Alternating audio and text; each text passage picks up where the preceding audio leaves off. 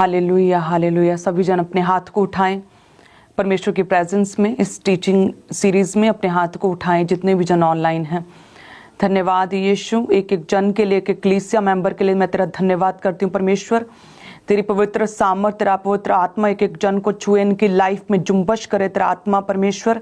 तेरा पवित्र आत्मा इनकी प्रार्थनाओं में इनकी अगुवाई करे खुदावन। तेरा पवित्र आत्मा जुम्बश के साथ इनकी लाइफ में उतरे खुदावन।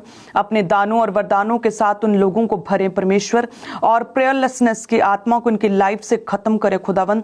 ये लगातार प्रेयर करने वाले प्रेयर वॉरियर बन जाए। ऐसी स्पिरिट, ऐसा आत्मा, ऐसा मस्सा तो एक एक जन को दे खुदावन कि प्रेयर करने वाले बन जाए प्रभु यीशु मसीह की तरह। दिन और रात प्रार्थना करने वाले बन जाएं परमेश्वर।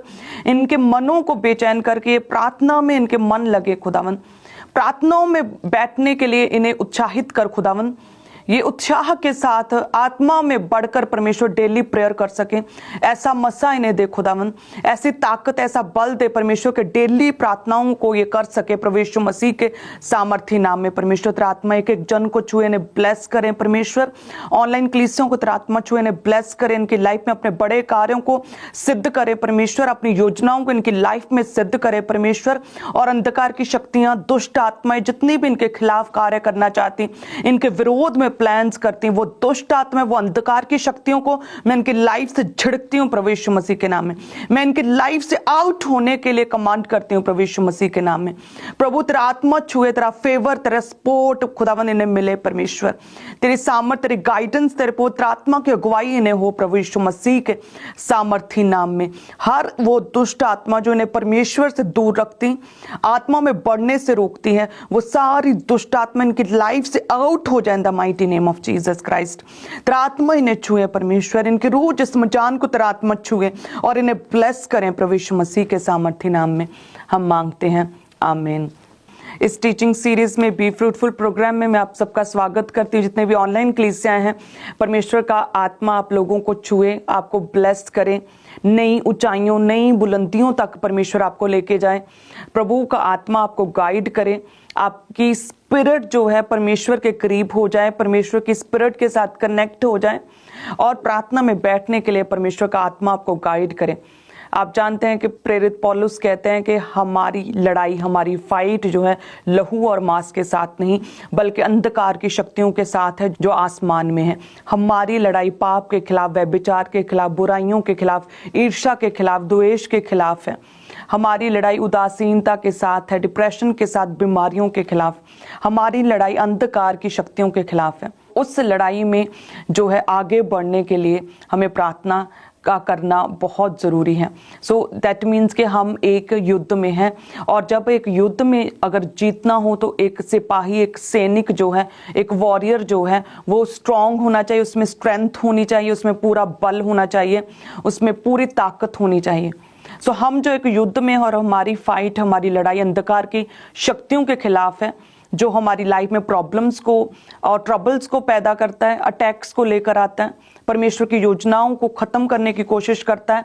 उस दुष्ट आत्मा, उस अंधकार की शक्तियों के खिलाफ हमारी लड़ाई है। सो हम एक वॉर में हैं, और उस वॉर में हमें ताकत और सामर्थ और बल प्राप्त करने के लिए हमें प्रार्थना में बने रहना होगा। हमारे युद्ध में हमारी प्रेयर्स हमें ताकत देती है, हमें बल देती है कि हम उस फाइट में जो शैतान के खिलाफ है उसे जीत सकें, उसमें विजय प्राप्त कर सकें। सो इसलिए हमें लगातार प्रेयर्स में बने रहना। याद रखना है कि जब एक धर्मी व्यक्ति प्रार्थना करता है तो परमेश्वर उसकी प्रेयर का उत्तर देता है।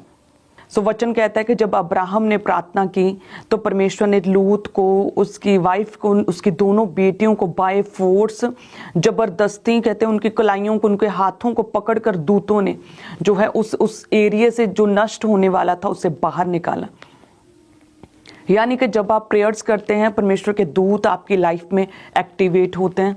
जब आप प्रेयर्स में रहते हैं तो आपकी लाइफ के इर्द गिर्द एक परमेश्वर के दूतों की प्रोटेक्शन, सुरक्षा जो है वो एक्टिवेट हो जाती है। सो इसलिए लगातार प्रेयर्स में रहना होता है।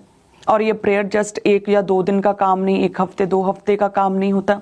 ये हमें अपनी लाइफ स्टाइल का एक इम्पॉर्टेंट हिस्सा प्रेयर को बनाना पड़ता है।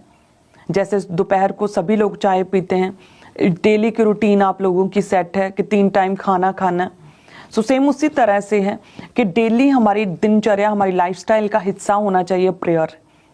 1 या 2 दिन की प्रेयर नहीं, आखिरी डे तक हमें लगातार अपनी लाइफ में जो है प्रेयर्स को करते रहना होगा।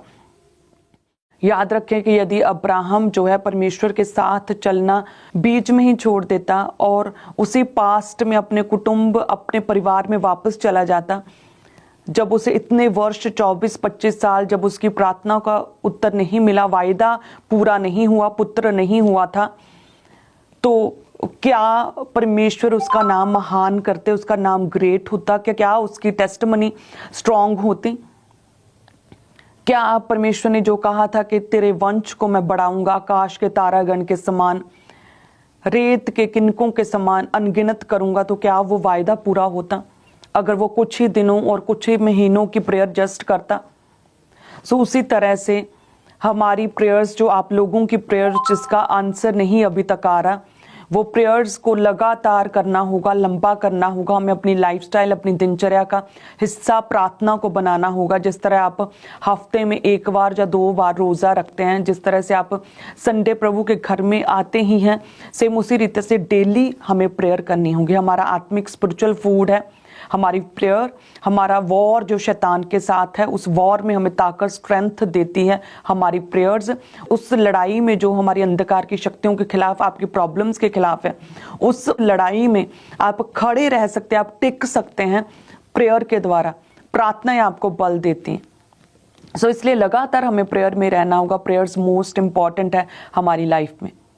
सो परमेश्वर इसीलिए आपको प्रार्थना करने के लिए बार बार कह रहा है, ताकि आप लगातार स्पिरिट में स्ट्रांग होते जाएं। आप उस वॉर में जो आपकी अंधकार की शक्तियों के खिलाफ है, जो बेबी नहीं हो रहा, शैतान ने गर्भ को सुखा के रखा है, जो आपके घरों में ट्रबल्स है, प्रॉब्लम्स है, क्लेश है, जो आपके मन में शांति नहीं, शैतान ने बेचैनी को पैदा किया है। सो ये प्रार्थनाएं जो है आपको बल देंगी और ताकत देंगी, और आप जब प्रेयर करेंगे, आप प्रेयर वॉरियर बनेंगे, और आप उस युद्ध को जो आपकी लाइफ के लिए शैतान ने जो है प्लॉटिंग किया हुआ है, प्लान किया है, उस युद्ध में आप जीत सकेंगे प्रभु यीशु मसीह के सामर्थ्य नाम में। तो परमेश्वर दयावंत परमेश्वर है। आपको परमेश्वर ब्लेस करना चाहता है, लेकिन उसके लिए आपको मांगना पड़ेगा। मांगो तो दिया जाएगा, ढूंढो तो पाओगे, खटखटाओ तो तुम्हारे लिए खोला जाएगा। सो सबसे पहले तो हमें मांगना पड़ेगा, परमेश्वर के आगे प्रेयर में मांगना पड़ेगा। और मांगना किस रीति से होगा? 1 या 2 दिन नहीं, हमें लगातार मांगना पड़ेगा। सेम उस रीति से जिस तरह से एक अधर्मी, दुष्ट, न्यायी से एक विधवा ने मांगा था, उसी तरह से हमें मांगना पड़ेगा। जब हम देखते हैं लूका 18 अध्याय हम पढ़ेंगे, उसमें उसके 2 आयत से लिखा है कि किसी नगर में एक न्यायी रहता था जो ना परमेश्वर से डरता था और ना ही उसे किसी मनुष्य का डर था, ना किसी मनुष्य की परवाह करता था। और उसके नगर में कहते हैं कि एक विधवा स्त्री थी जो कि उसके पास बार बार आकर कहा करती थी कि मेरा न्याय चुका कर मुझे मुद्दई से बचा।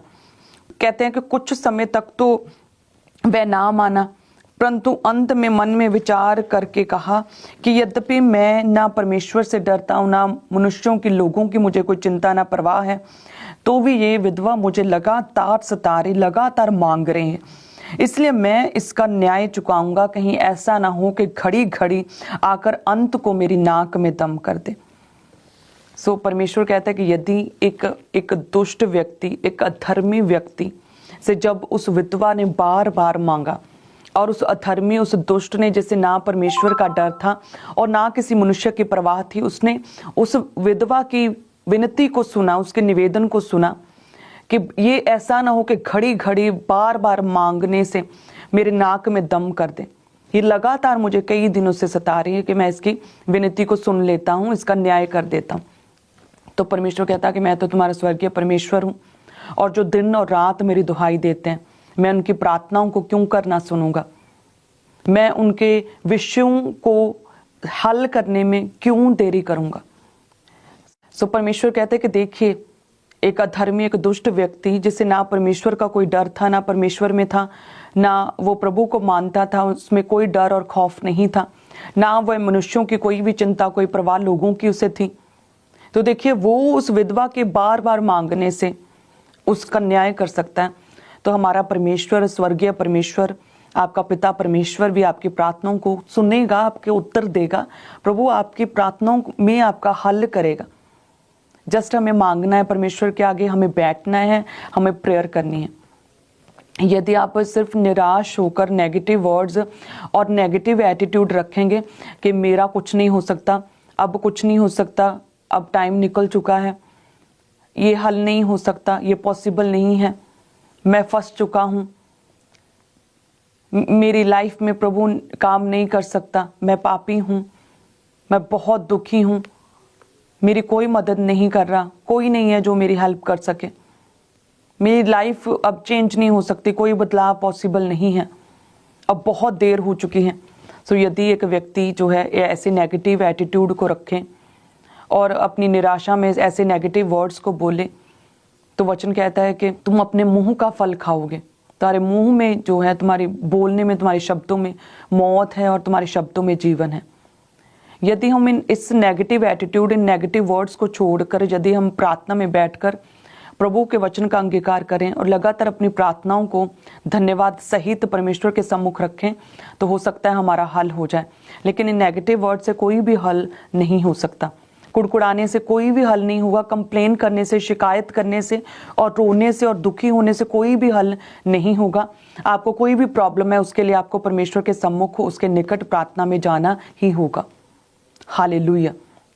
और यदि हम लूका 18 की 1 आयत को पढ़ें, जिसमें लिखा कि नित्य प्रार्थना करना और हियाब ना छोड़ना चाहिए।